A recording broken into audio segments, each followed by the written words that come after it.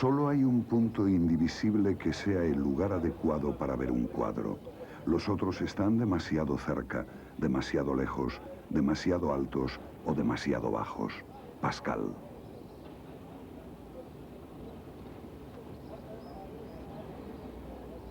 Entre muchos pares de ojos que contemplen una misma obra al mismo tiempo, solo una persona tendrá la verdadera percepción de la perspectiva. El resto no tendrá más que una visión distorsionada. Leonardo da Vinci.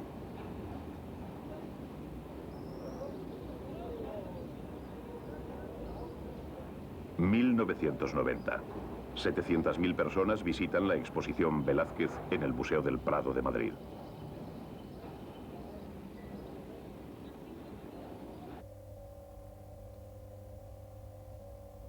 Lejos de la muchedumbre, un espectador busca en la pantalla de un ordenador las claves de la estrategia utilizada por Velázquez en el cuadro Las Meninas. ¿Quiénes son los actores de este teatro pintado? El pintor, el propio Velázquez, pincel y paleta en mano.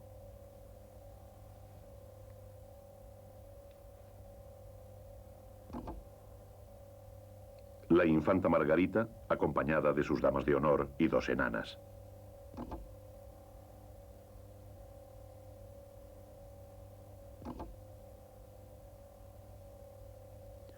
Un personaje en el dintel de una puerta que abre el cuadro al espacio y la luz del exterior.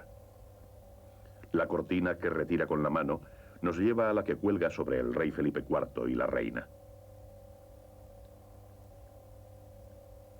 La pareja real reflejada en el espejo.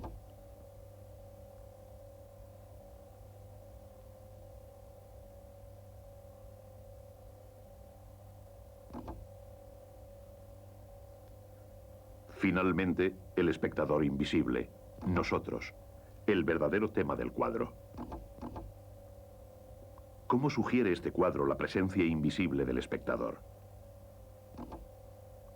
Todas las figuras están inmovilizadas en una disposición que, analizada según las reglas de la perspectiva, determina el sitio preciso que debe ocupar el espectador en relación con el cuadro.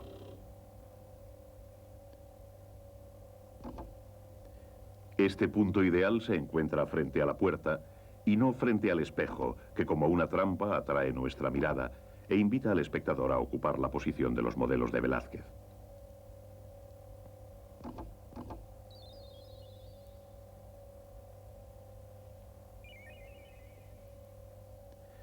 Si el espejo reflejara la imagen del espectador, significaría que el espectador se encontraría físicamente dentro de la sala y que, como puede verse aquí mediante la simulación del ordenador, podría penetrar en el espacio del cuadro y tener por tanto infinito número de puntos de vista.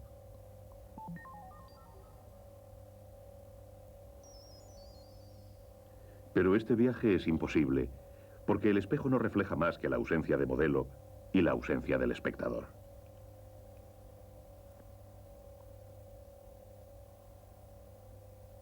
No muestra a la pareja real posando ante el pintor. En realidad refleja la cara oculta del lienzo pintado por Velázquez, del que nosotros solo vemos la parte posterior. El espejo refleja lo que está siendo pintado y no podemos ver.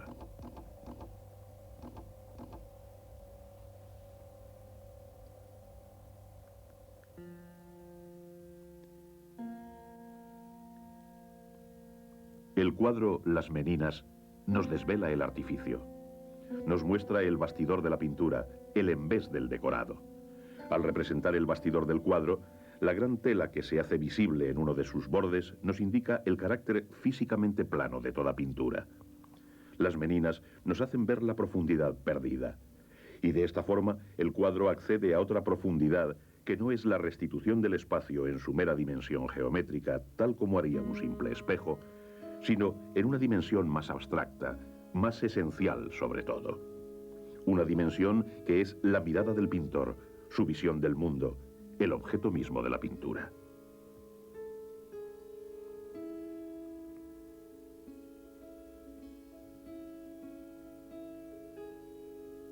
La obra capital de Velázquez es la culminación de una estrategia de la mirada. Y ahora dejemos que la cámara nos muestre la historia de otros cuadros del pintor.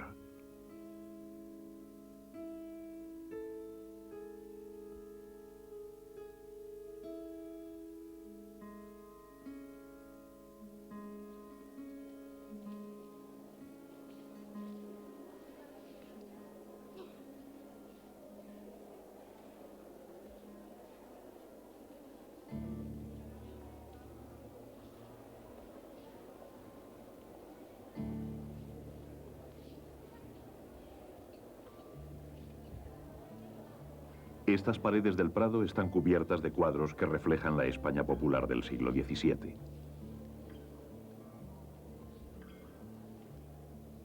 El Aguador de Sevilla muestra el virtuosismo de un pintor de solo 20 años.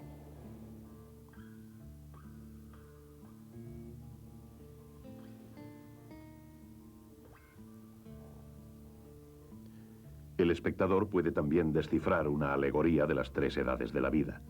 Velázquez aparece en la sombra, en el centro del cuadro, entre su maestro Pacheco, ataviado como viejo aguador, y el aprendiz que todos los pintores tenían a su servicio en aquellos tiempos.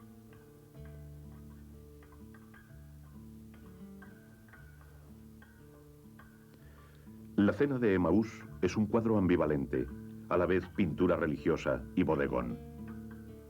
Una pintura de género, una escena de interior, semejante a las de la pintura flamenca de la época.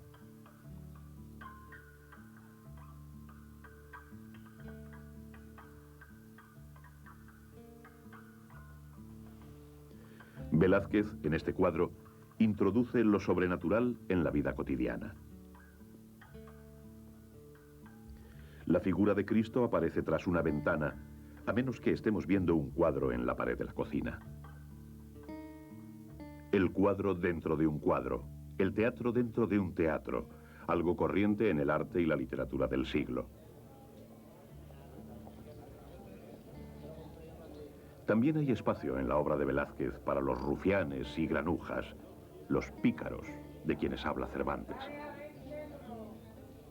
Oh pícaros de cocina, sucios, gordos y lucios, pobres fingidos, tullidos falsos, cicateruelos de Zocodover y de la Plaza de Madrid, vistosos oracioneros, esportilleros de Sevilla, mandilejos de Lampa, con toda la caterva innumerable que se encierra debajo de este nombre, pícaro. Borrachos mitológicos encontrados en las callejuelas de Sevilla o de Madrid. Personajes innobles, es decir, no nobles, esclavos liberados gracias a la divina bebida.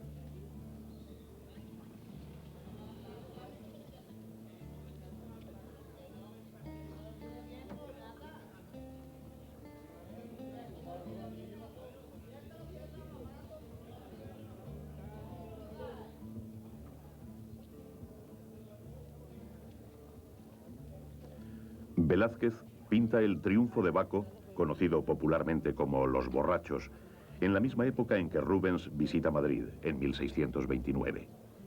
El pintor flamenco es también embajador de los Países Bajos ante la corte española. Cortesano y artista ejemplar, aconseja a Velázquez, quien ese mismo año se convierte en enviado extraoficial de Felipe IV ante las cortes italianas.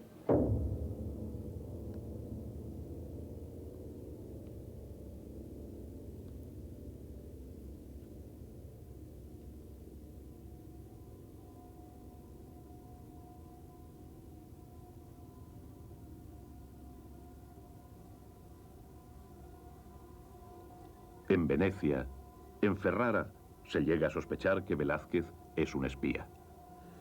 Durante su primera visita a Roma, pinta La fragua de Vulcano.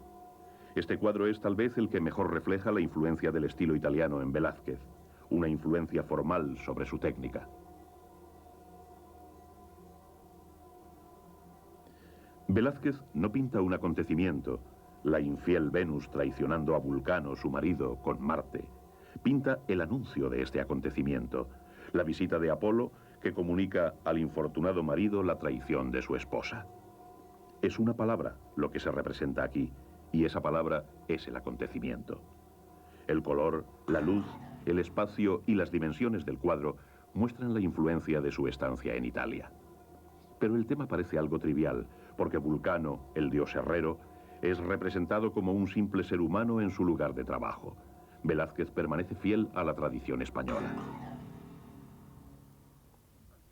El mundo de la poesía mitológica y erótica pintado por Tiziano para Felipe II se ve alterado.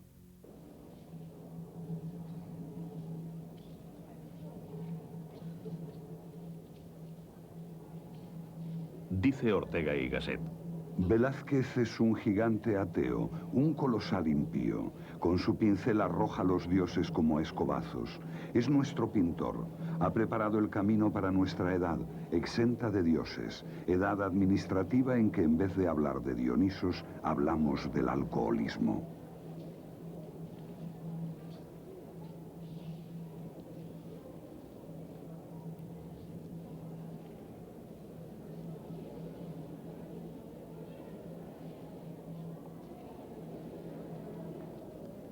Las paredes del Prado albergan la galería de retratos velazqueños. Retratos de los pícaros de Sevilla, pero también de hidalgos y de grandes de España.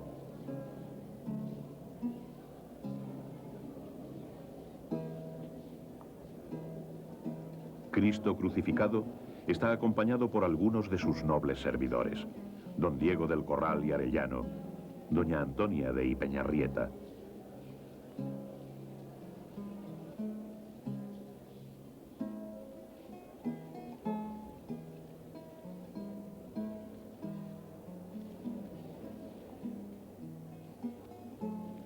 La Iglesia y la aristocracia son la base del poder absoluto del trono español, un poder que se extiende sobre los 5 continentes. Un retrato del rey, Felipe IV, el rey planeta como se le conoce en su época.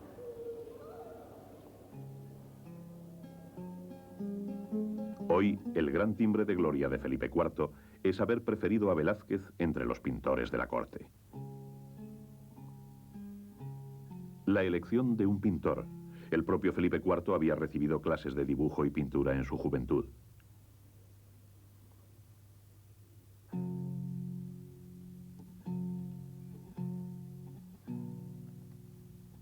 Es sabido que durante su reinado la gloria de España lanza sus últimos destellos.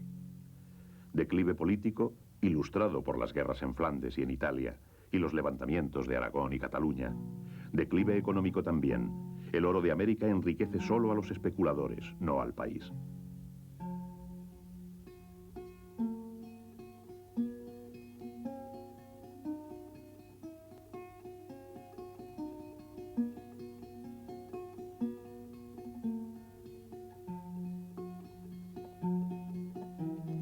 En 1629, Rubens dice de Felipe IV, pintado aquí por Velázquez: Solo despierta mi simpatía.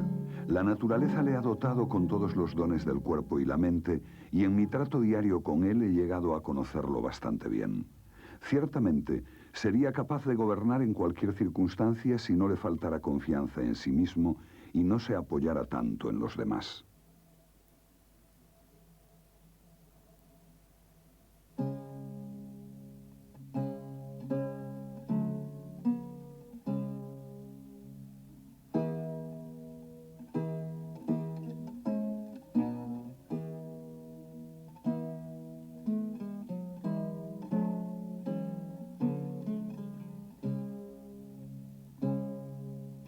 ¿Es también el rey?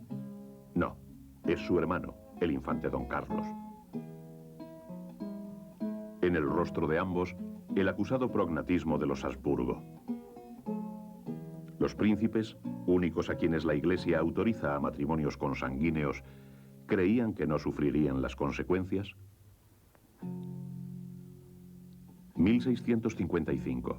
El rey ha envejecido y la pincelada del pintor se ha hecho extremadamente ligera. Un mínimo de materia para un máximo de realidad. El pintor va a lo esencial, sin protocolo. Podríamos hablar, si eso fuera posible tratándose del rey, de una amistad entre el modelo y su pintor.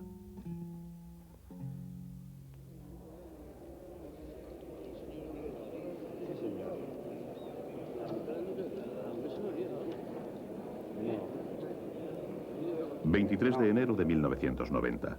El rey don Juan Carlos visita la exposición.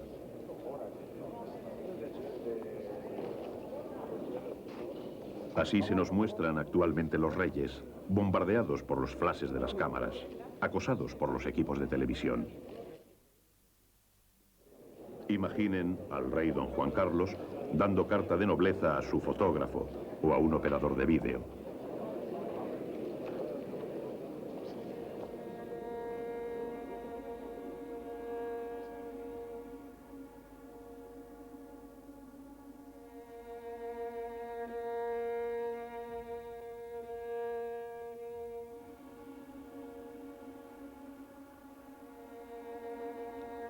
La moral católica del siglo de oro quiere honrar a la miseria. No hay salvación para los ricos y los poderosos que no conocen la compasión y rehuyen a los infortunados. La fealdad hace valorar la belleza. La locura hace valorar la razón. A la grandeza le gusta medirse con la bajeza.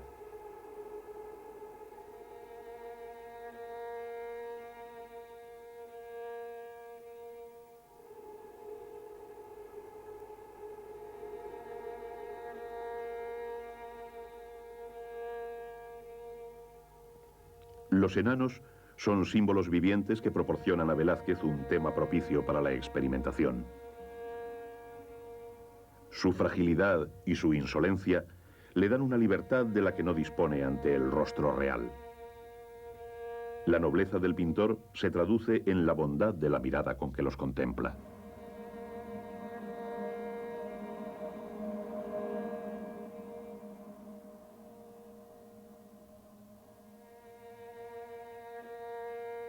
La pintura española nace con el gran movimiento de la Contrarreforma, que pide a los pintores que hagan descender a Dios sobre la tierra y creen imágenes del mundo tal como es.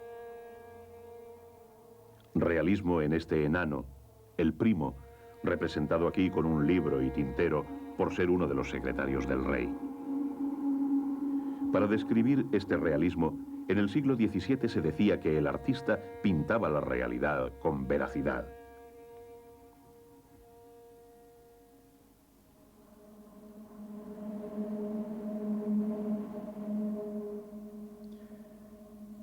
En algunos palacios los bufones prosperan más que los sabios, dice Cervantes. Así como los dioses de la antigüedad han tomado forma humana, también ha pasado el tiempo en que los poderosos inspiraban nobles alegorías.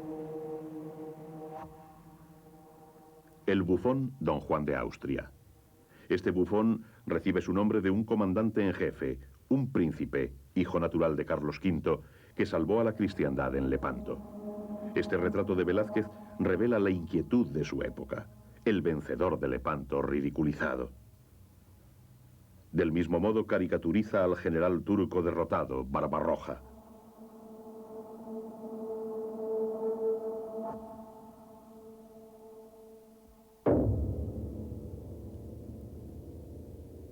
Esta es la verdadera actitud de un rey poderoso, dominante y solitario.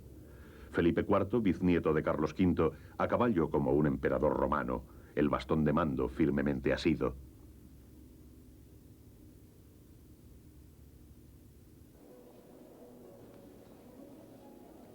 Las crisis no refrenan la prodigalidad del rey. En 1633, haciendo caso omiso de la difícil situación económica de su reino y de las amenazas de guerra, Felipe IV manda construir el Buen Retiro. Este palacio, hoy parcialmente desaparecido, es uno de los teatros donde se manifiesta la grandeza del rey. La grandeza de uno de los mayores coleccionistas de arte del siglo. Velázquez pinta un gran número de cuadros para este palacio, representando a la familia real en toda su majestad, sobre caballos de parada, dominados al parecer como los asuntos de Estado.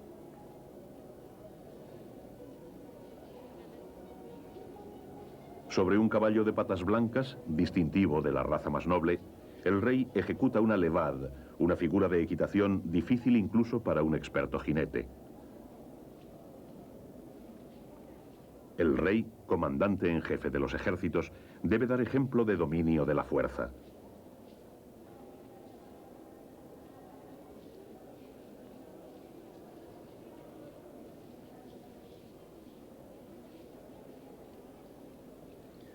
Velázquez representa a su rey, que tuvo pocas oportunidades de dirigir personalmente una batalla, en una demostración de fortaleza física. Tiziano, en cambio, había representado a Carlos V, el infatigable caudillo militar, de forma alegórica, como un San Jorge vencedor del dragón de la herejía. Felipe III, el padre de Felipe IV. Un rey poco glorioso. El hecho más notable de su reinado fue la expulsión en 1609 de los moriscos, musulmanes conversos descendientes de los antiguos invasores árabes. Una sangría de 280.000 personas que privó a España de una gran parte de su población trabajadora. Aquí la mano de Velázquez ha dejado su lugar a las de sus ayudantes.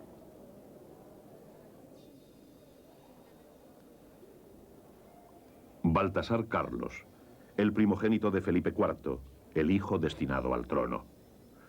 Su retrato es indudablemente obra del pintor.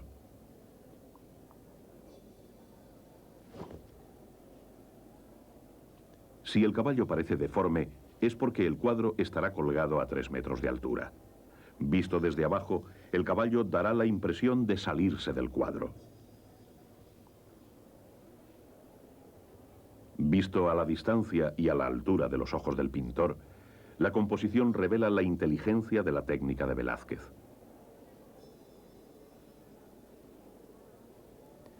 Para resaltar la extraordinaria belleza del tejido y el esplendor de los bordados, el pintor no reproduce los motivos decorativos hasta el menor detalle, como hicieron sus ayudantes con el manto de la reina Margarita. Velázquez rechaza esta delicada labor de artesanía. Él impone al espectador su estrategia de la ilusión. Para pintar el ropaje de sus modelos, proyecta una lluvia de pinceladas, como si estuviera haciendo un bosquejo apresurado. En desorden, aparentemente. Sin embargo, cada nota de color está sabiamente colocada, siguiendo un plan preciso.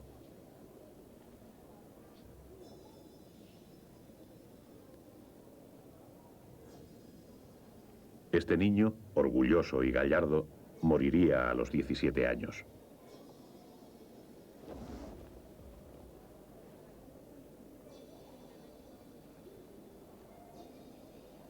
Gaspar de Guzmán, conde duque de Olivares, aparece aquí en la cima de su poder.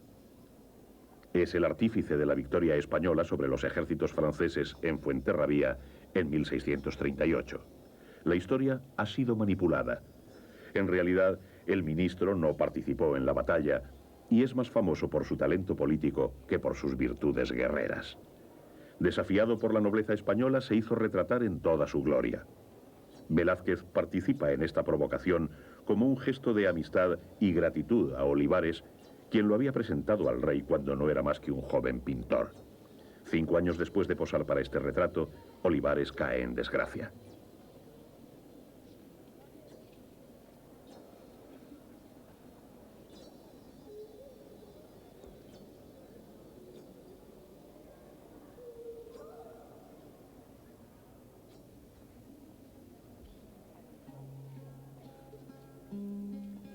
¿Cuántos nobles hay en España durante el reinado de Felipe IV?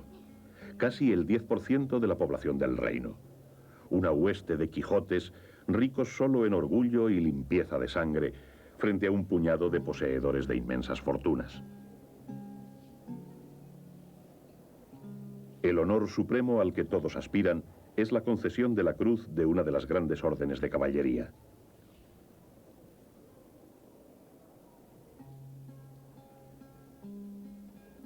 Nobleza sin título de Juan Martínez Montañés, escultor sevillano amigo de Velázquez, representado modelando la cabeza de Felipe IV.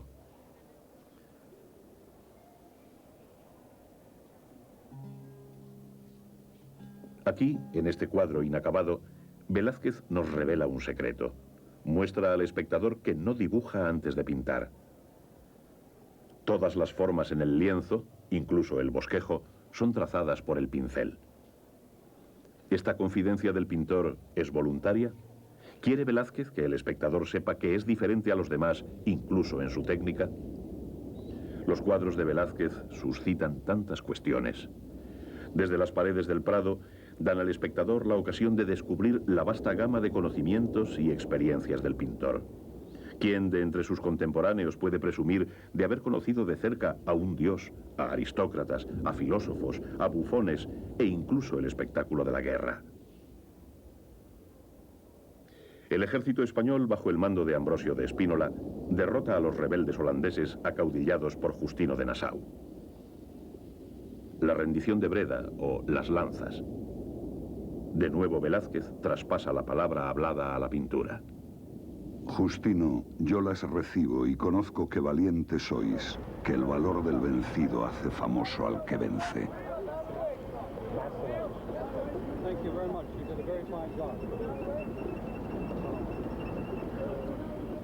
Sin embargo, estas palabras no pertenecen a la historia, sino a una obra de Calderón. Las verdaderas imágenes de la guerra, las imágenes de la muerte, suelen ser eliminadas en la televisión. Son sustituidas por discursos o por imágenes suavizadas.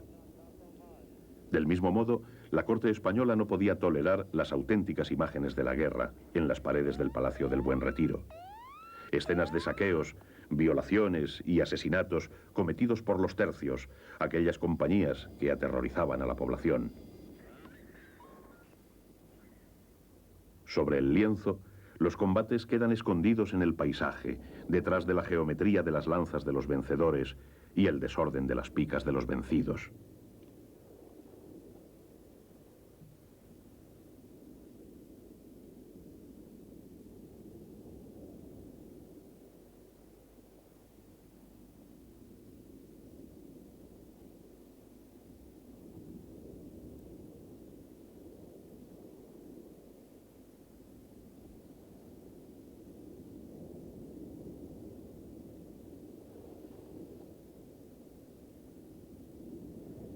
Es una escena teatral, en efecto, aunque sugiere algo más que una lección gloriosa.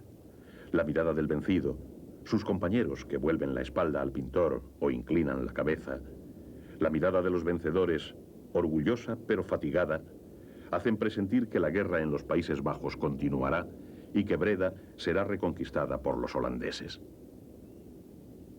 Y eso fue precisamente lo que sucedió 2 años después, en 1627. Para representar esta escena de teatro, Velázquez condensa el tiempo y el espacio históricos a la manera de un hábil escenógrafo.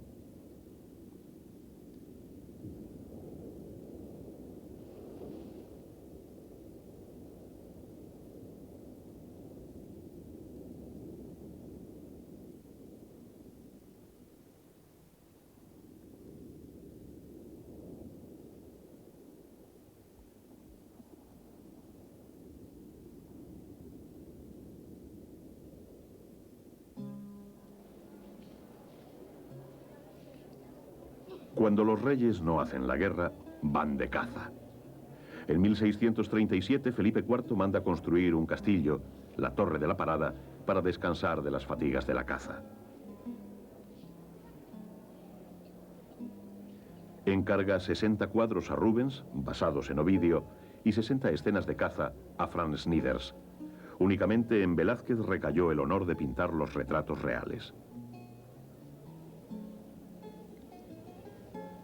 Dice Pacheco: no es creíble la liberalidad y agrado con que es tratado de un tan gran monarca, tener obrador en su galería y su majestad llave d'él, y silla para verle pintar de espacio casi todos los días. Y le ha dado en menos de 2 años el oficio de guardarropa y de ayuda de cámara en este de 1638, honrándole con su llave.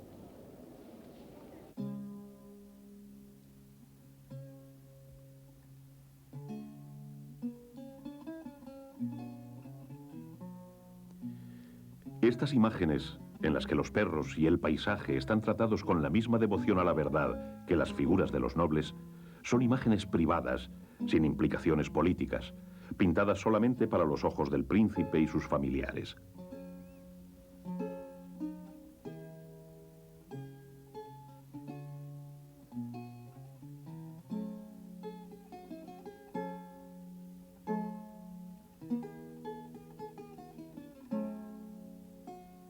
Velázquez, que ha dejado de sí mismo la imagen de una gran elegancia, pudo influir sobre su modelo en la elección de la ropa y en su refinado sentido del color. El rey vivió 36 años bajo la mirada del pintor.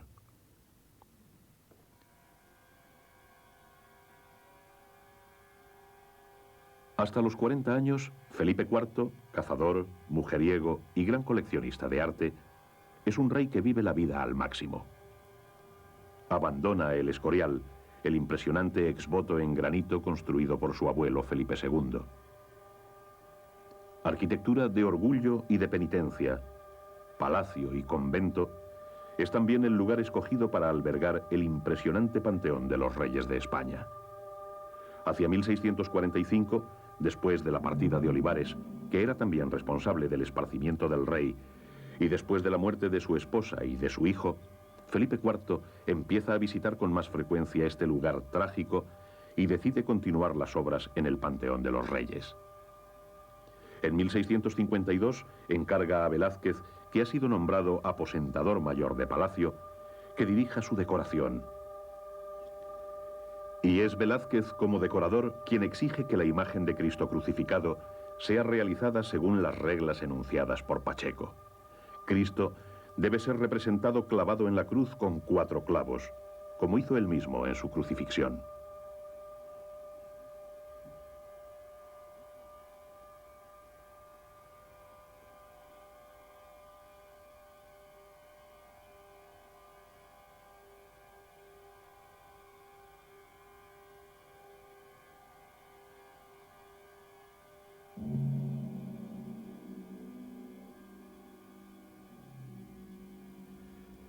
En 1654, Felipe IV ordena el traslado de los restos de sus antepasados a la cripta. Al abrir el ataúd del emperador Carlos V, descubre asombrado que el cuerpo de su antepasado, el fundador de la dinastía, está intacto. Esta visión hace estremecer al rey, que se vuelve aún más devoto. Misticismo y placer, sombra y sol. De la penumbra de El Escorial a la deslumbrante luz de Sevilla.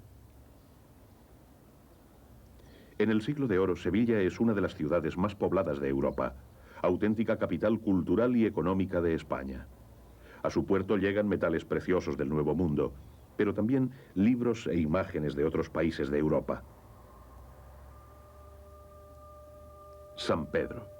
El domingo 6 de junio de 1599, en esta iglesia construida en el siglo XIV en el antiguo emplazamiento de una mezquita, es bautizado Diego, hijo de Juan Rodríguez de Silva y Jerónima Velázquez. Al igual que Picasso, muchos años después, Velázquez es conocido por su apellido materno.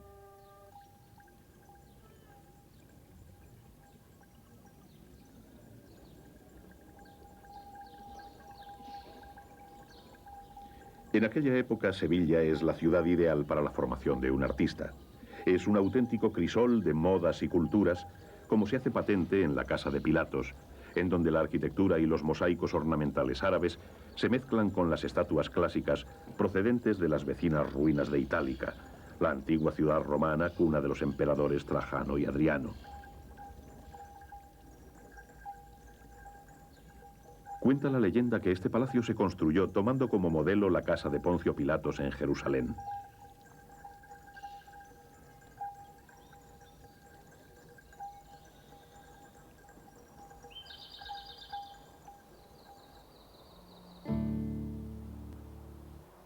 En 1604, el dueño de la casa, el duque de Alcalá, se hizo retratar en figura de Hércules por el pintor sevillano Francisco Pacheco.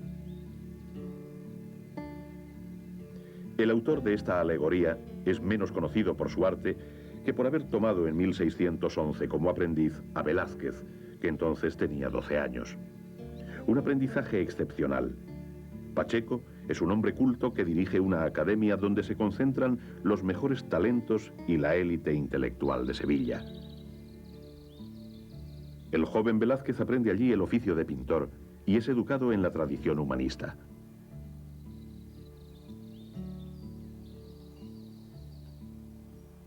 Pacheco aprecia el genio de su discípulo, le concede la mano de su hija y deja de él testimonios elogiosos.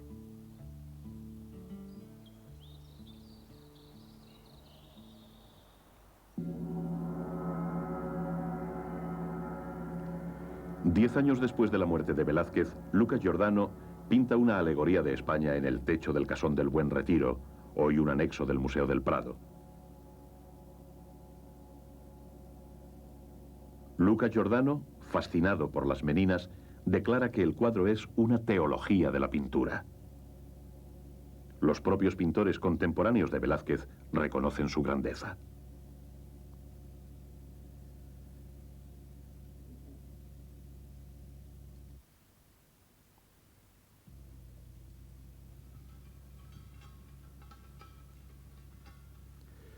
Las revoluciones son muy escasas en la historia del arte.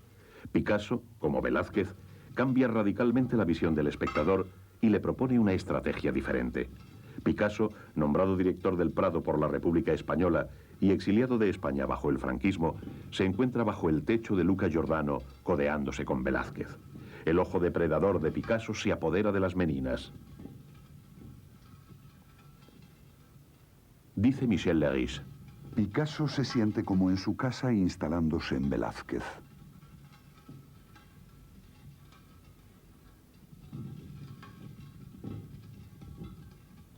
Entre el 17 de agosto y el 30 de diciembre de 1957, pinta 44 variaciones sobre las Meninas.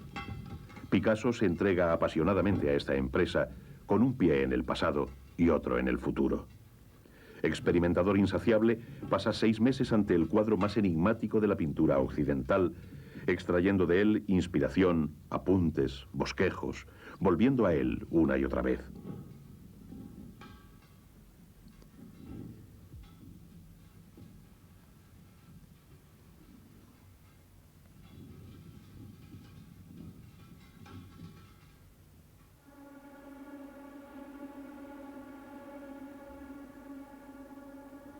El 17 de septiembre de 1865, Manet escribe a Zacharia Strick: Lo que más me ha gustado de España y hace por sí solo que el viaje valga la pena es la obra de Velázquez. Es el pintor de los pintores, aunque eso no me ha sorprendido. He encontrado en él la realización de mi ideal de la pintura y la visión de estas obras maestras me da grandes esperanzas y plena confianza.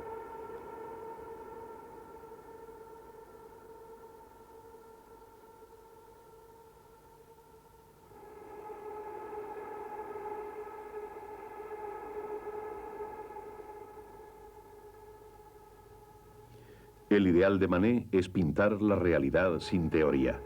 Aquí, sin perspectiva lineal, sin fondo, el sujeto a solas. El Pífano, pintado en 1866, unos meses después de su regreso de España.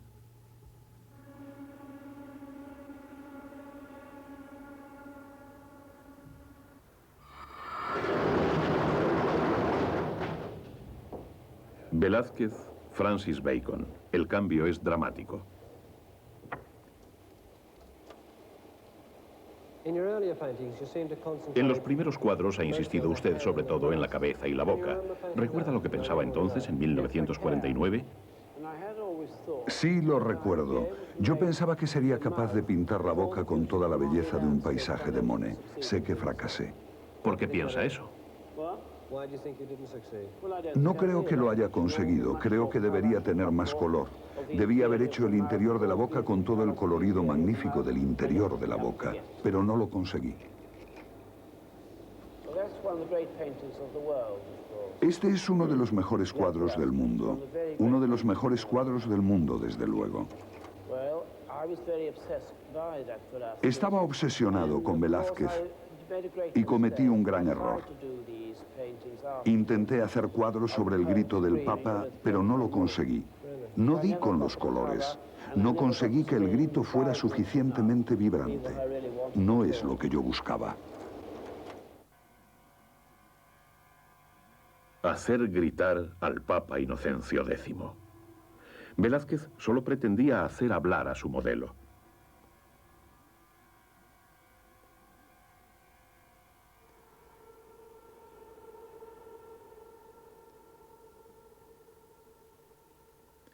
El pintor había ido a pedir al Papa que le apoyara en su intento de ser admitido en la gran nobleza española.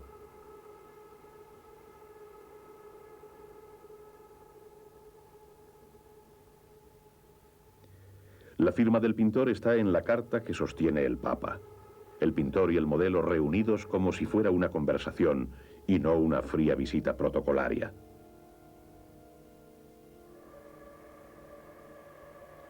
Al principio el Papa se mostró escéptico ante su retrato. «Demasiado verdadero», exclamó, según cuentan. Pero al final supo apreciarlo. Qué verdadero es ciertamente este Papa. Sometido a todos los matices del color rojo, sentado en un sillón de terciopelo rojo, delante de una cortina roja, vistiendo su muceta de seda roja, su cara rubicunda bajo un solideo rojo.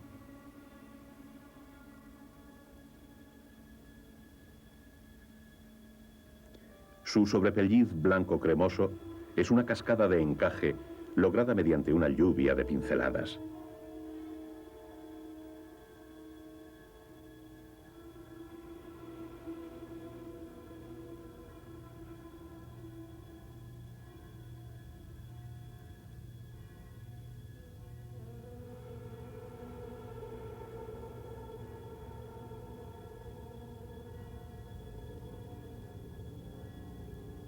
Velázquez se encuentra en la cima de su capacidad para plasmar la realidad más penetrante. La astucia de este anciano de 76 años permanece extraordinariamente alerta. Velázquez conoce a Inocencio X durante su segundo viaje a Italia en 1650. Su misión es, una vez más, satisfacer la pasión del rey de España por las obras de arte. Es una larga estancia, 2 años y 8 meses. Varias veces el rey le pide que regrese, pero Velázquez se retrasa y se toma su tiempo para mandar hacer moldes de las estatuas clásicas que ha seleccionado. La verdadera razón de su prolongada estancia ha salido a la luz recientemente. Una italiana, aristócrata o criada, nadie lo sabe, le da un hijo ilegítimo.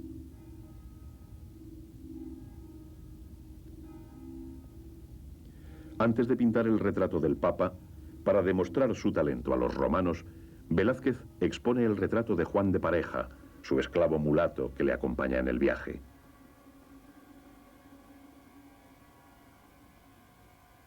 Será una señal de la dulzura de la estancia que Velázquez le conceda la libertad antes de regresar a España.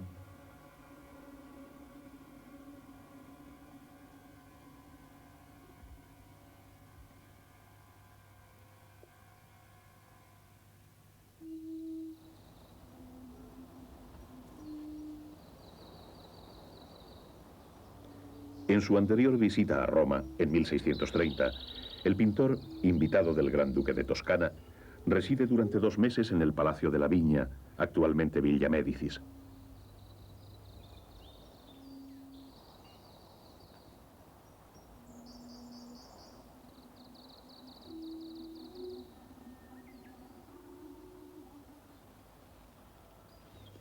Cuando regresa a Roma, 20 años más tarde, vuelve a visitar esta noble y elegante residencia para pintar imágenes de sus jardines.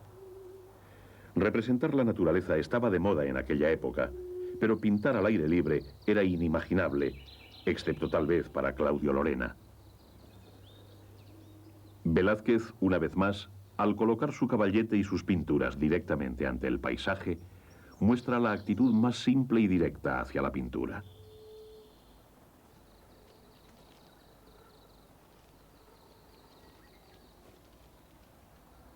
Llega incluso al extremo de usar la trama del lienzo para representar los ladrillos de la pared.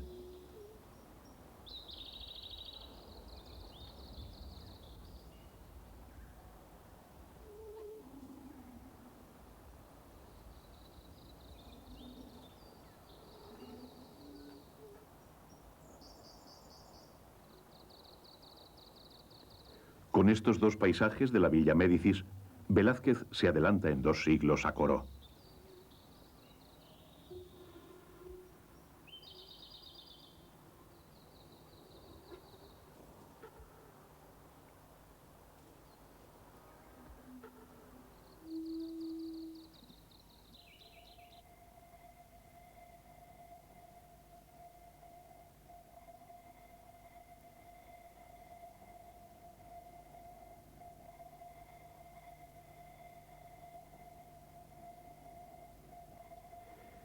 En Italia, Velázquez recolecta cosas muy interesantes para el rey de España. Adquiere 2 pinturas del Veronés y 7 de Tintoretto en Venecia. Esculturas decorativas y cierta cantidad de bronces, incluyendo el Hermafrodita, moldeado sobre el original de la Villa Borghese. Italia y Venus. La Venus del Espejo fue pintada para un famoso coleccionista, Gaspar de Haro, marqués de Liche. Por este hombre, tan aficionado a las mujeres, el pintor desafía la moralidad española pintando un cuerpo desnudo y abre un nuevo camino al combinar en un solo lienzo el tema del aseo de Venus con el de Venus recostada.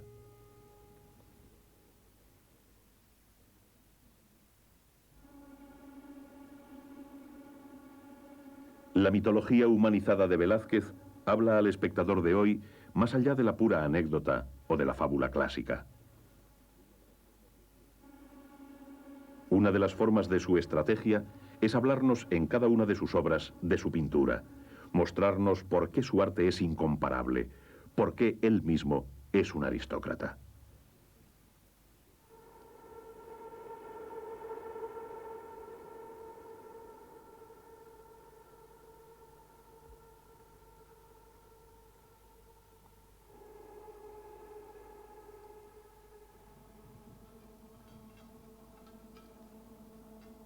Miremos estas hilanderas.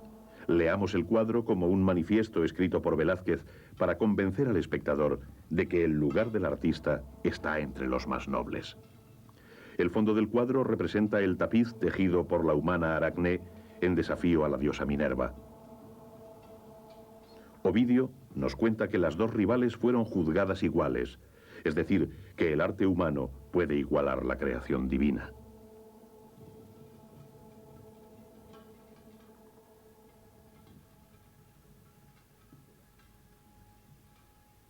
Velázquez insiste. El tapiz de Aracné reproduce el rapto de Europa en la versión de Tiziano. Tiziano, el pintor venerado por la corte española y elevado a la nobleza por Carlos V. Velázquez, sucesor de Tiziano, afirma merecer el mismo honor. Marca la diferencia entre el mundo del artista y el del artesano. La mujer en la rueca, la que enrolla el hilo en un ovillo y la que se dispone a cardar la lana.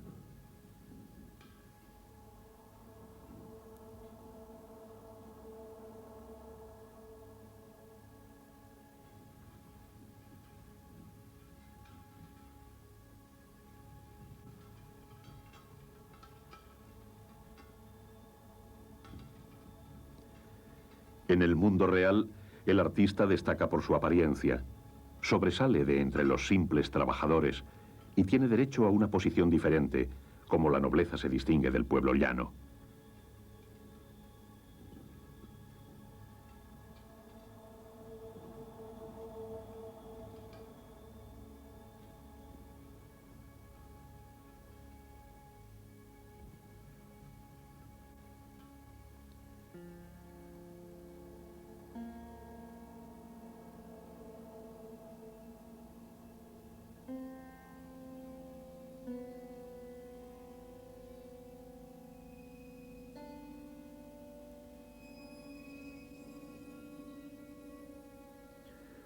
Los esfuerzos de toda su vida se ven recompensados en 1658, 2 años antes de su muerte.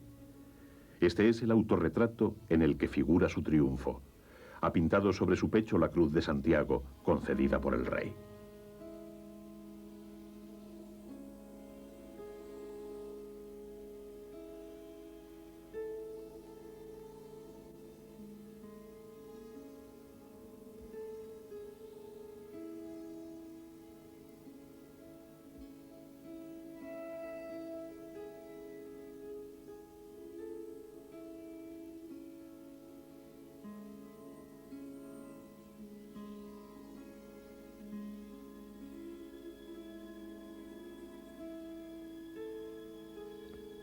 Ahora su talla de hidalgo se eleva sobre los demás personajes del cuadro. ¿Y qué personajes?